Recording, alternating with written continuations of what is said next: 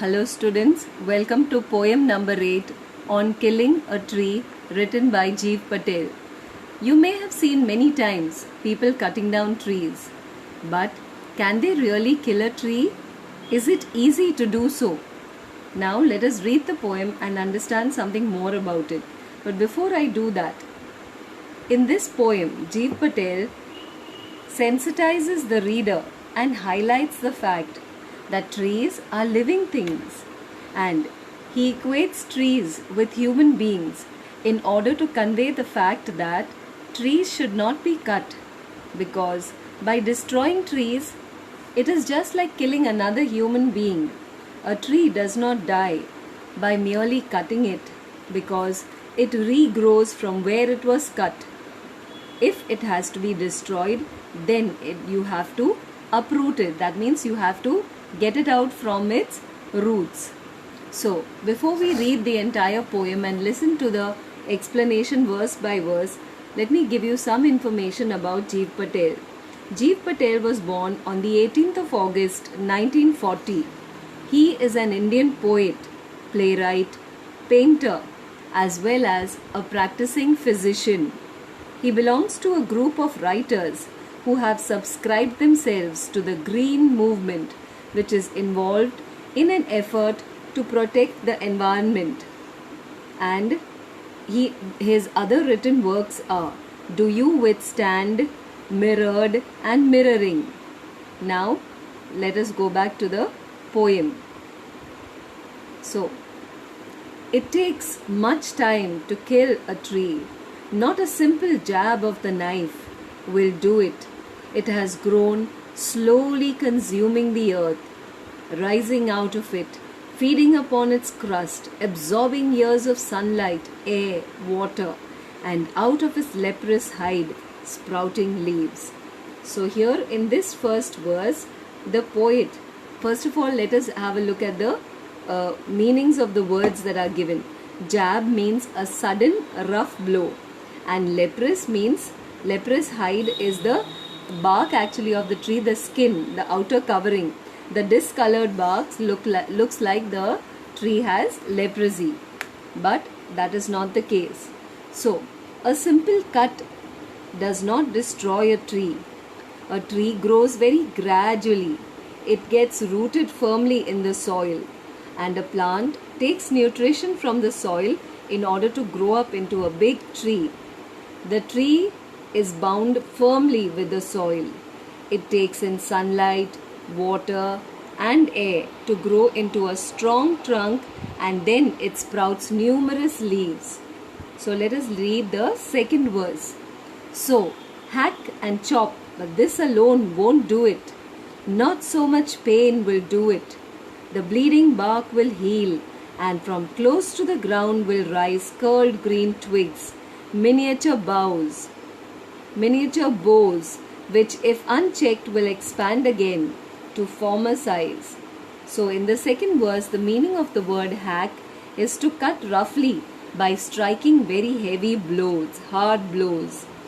Human beings cut and chop off the bark of trees into many pieces, but that is not enough, that is not sufficient to destroy the tree. The point of the tree which gets cut gives out sap, just like a human being. When cut, you will see the person bleeding. So in the same way, when a human being cuts down a tree, cuts its branches, a sap-like thing oozes out of it. And so the comparison with a man. Gradually, this will heal, and from that point, new branches will start growing again. Now we go to the next verse. No, the root is to be pulled out of the anchoring earth. It is to be roped, tied and pulled out, snapped out or pulled out entirely out from the earth cave, and the strength of the tree exposed, the source white and wet, the most sensitive hidden for years inside the earth. So here, the meaning of anchoring earth is trees are held securely with the help of the roots inside the earth, under the ground, and snapped out means chopped out. So here the poet says that in order to kill the tree, first it has to be uprooted. One has to separate the tree from the earth which supports it and which holds it firm. The roots of the tree bind the tree with the soil inside the pit or inside the cave of the earth. And from there, the most sensitive and hidden part of the tree, the roots have to be detached, have to be pulled out. The roots are white in color and they are damp. Let's go to the next verse. Then the matter of scorching and choking in sun and air, browning, hardening, twisting, withering, and then it is done. Scorching and choking mean the drying up of the tree after it has been uprooted. So here, what does the poet say? Once the tree has been uprooted, then gradually it withers and dries up with the action of heat and wind.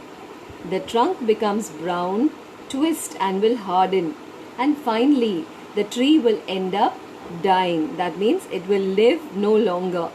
Now, there is no rhyme scheme in this poem. It is written in free verse. There is no rhyme or rhyme scheme. But the figures of speech that are there, the first one is enjambment. When one sentence continues into two or more lines. For example, not a simple jab of the knife will do it. It has grown slowly consuming the earth. Then the next one is rising out of it, feeding upon its crust, absorbing years of sunlight, air, water, and out of its leprous heights sprouting leaves.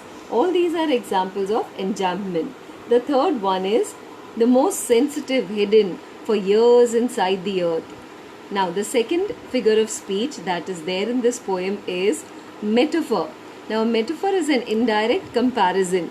Leprous hide is the uneven color of the surface of the trunk of a tree, and that is compared to the skin of a person suffering from leprosy, where there is discoloration of the skin. Then bleeding bark is also another metaphor that is used in this poem. The sap coming out of the tree whenever it is cut is compared to the bleeding from the wound of a human being's body. Then the next figure of speech is alliteration.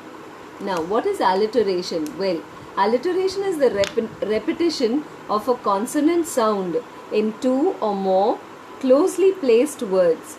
For example, bleeding bark, there's a sound of a B, that is a B sound. And then white and wet. So here you have the repetition of the V sound. Then the last figure of speech that is there is repetition. It is either a word or a sentence repeated in order to emphasize it or to stress on something, and pulled out is repeated. Now let us listen to the summary in short. On Killing a Tree is a very sensitive poem. That means the poet Jeev Patel wishes to sensitize people, to sensitize human beings towards a tree. He considers a tree to be a living thing, just like Jagdish Chandra Bose many years ago found out that trees also respond to touch or to stimuli. Here, Jeev Patel is a physician and he wishes to sensitize people towards the plight of trees all over this earth.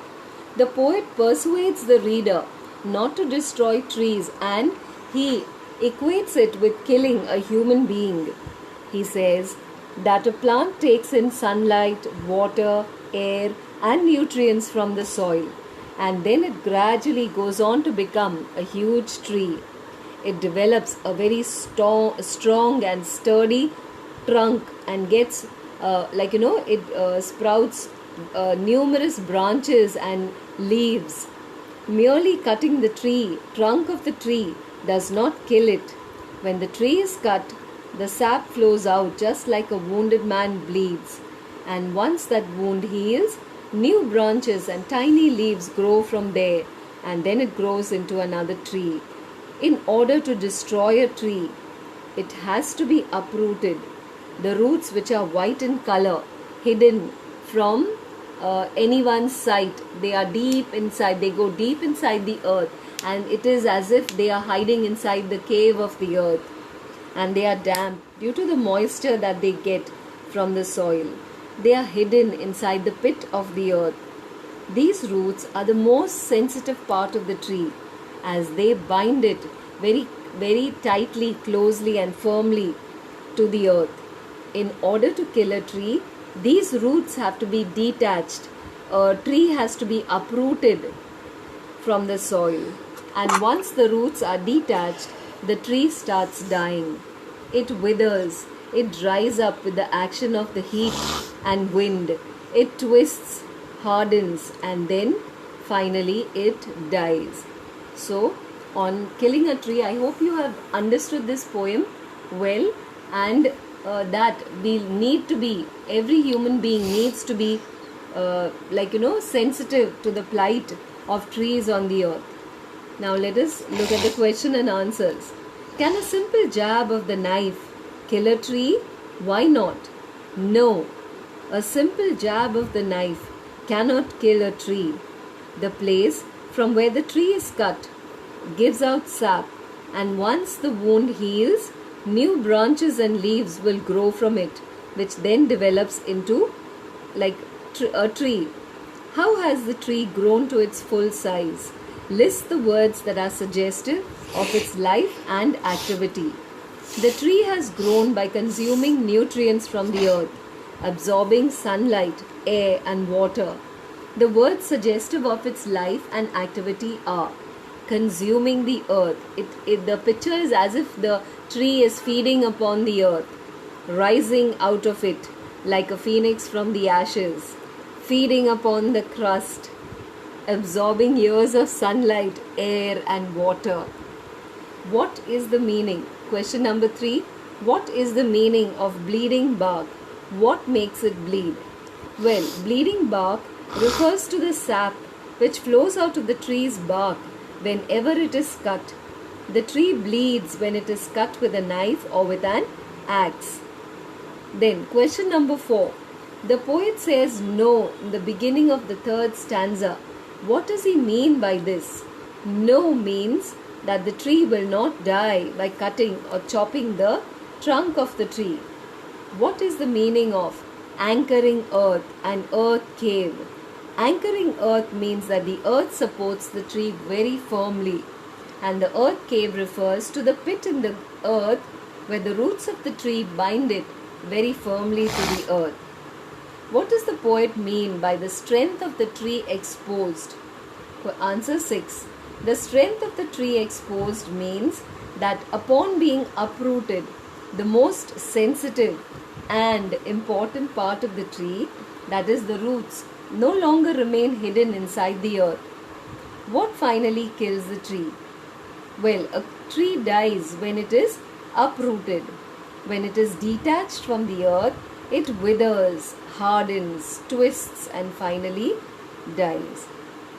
Okay, children, we will continue reading with another poem that is just for you to read and enjoy, and then you can compare it with the other poem which we have just learnt about, written by Jeev Patel. Trees by Joyce Kilmer.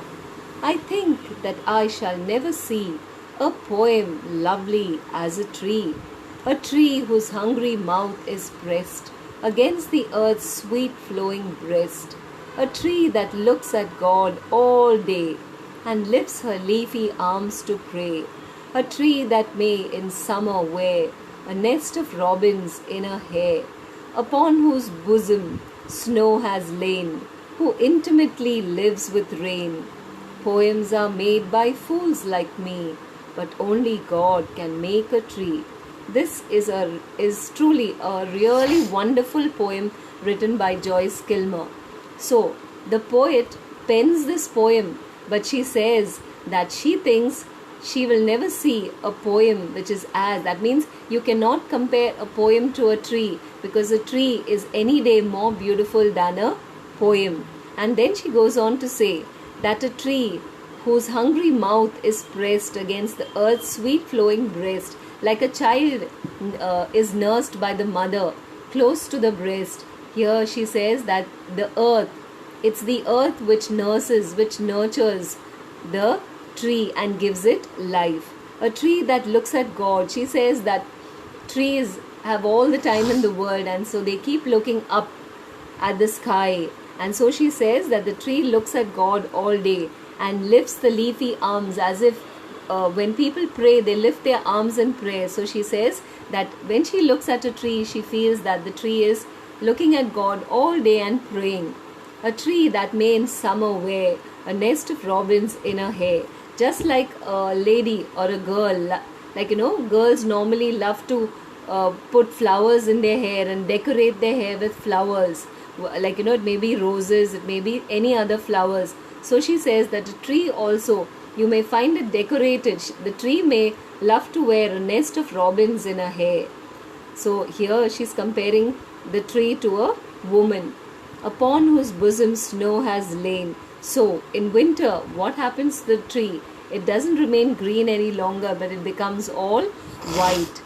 And who intimately lives with rain. So here she compares its close relation to nature, to snow, to the birds, and to the rain. And then she goes on to say the best thing, that poems are made by fools like me. So in Joyce Kilmer's eyes, her poem, like, she's a fool. She feels that she is just a fool, but only God can make a tree, because no human being, however clever, however wise, can make anything as beautiful as a tree. Trees are considered to be the ornaments of Mother Earth, and no person, however, like, he may be a genius, but he can never make something as simple and beautiful as a tree. So I hope you, will take the time to read both these poems and enjoy them for yourself. Thank you.